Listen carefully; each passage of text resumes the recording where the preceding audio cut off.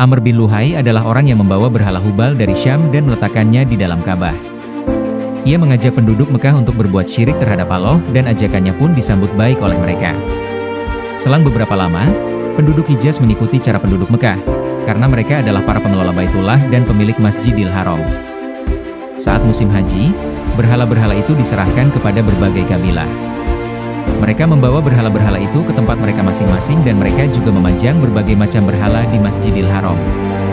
Ketika penaklukan kota Mekah, terdapat 360 berhala yang berada di sekitar Ka'bah. Berhala-berhala itu dihancurkan dan dikeluarkan dari masjid, lalu dibakar. Mereka mempunyai beberapa tradisi dan prosesi-prosesi di dalam penyembahan berhala.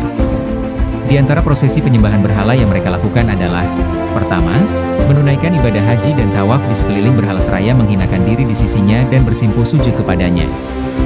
Kedua, berdiam lama di hadapan berhala, berlindung kepadanya, menyebut-nyebut namanya dan meminta pertolongan ketika menghadapi kesulitan serta berdoa kepadanya agar ia memenuhi hajat mereka dengan keyakinan bahwa berhala-berhala itu bisa memberikan syafaat di sisi Allah dan mewujudkan apa yang mereka inginkan.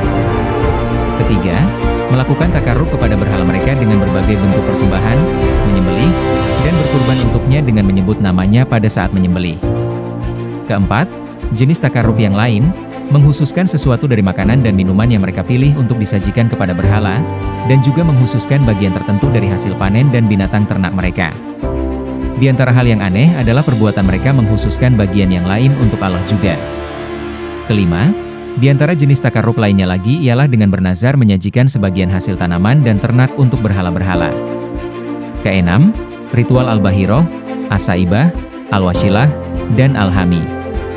Al-Bahiroh ialah anak betina dari As-Saibah, yaitu unta betina yang telah beranak 10 betina secara berturut-turut dan tidak diselingi sama sekali oleh jantan. Unta seperti inilah yang dilakukan terhadapnya ritual As-Saibah. Ia tidak boleh ditunggangi, tidak boleh diambil bulunya, susunya tidak boleh diminum kecuali oleh tamu. Jika kemudian melahirkan anak betina lagi, maka telinganya dibelah. Sedangkan Al-Wasilah adalah domba betina yang bila melahirkan 10 anak betina secara kembar berturut-turut dalam 5 kehamilan, tidak diselingi lahirnya yang jantan. Jika hal ini terjadi, maka mereka mengadakan ritual Al-Wasilah.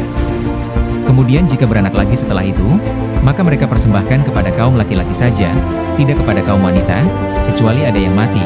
Maka dalam hal ini kaum laki-laki dan kaum wanita bersama-sama memakannya. Dan Al-Hami adalah unta jantan yang bila sudah membuahkan 10 anak betina secara berturut-turut, tidak diselingi oleh jantan, maka punggung unta ini dipanaskan, tidak boleh ditunggangi, tidak boleh diambil bulunya, harus dibiarkan lepas dan tidak digunakan, kecuali untuk kepentingan ritual tersebut. Terima kasih telah menonton video saya.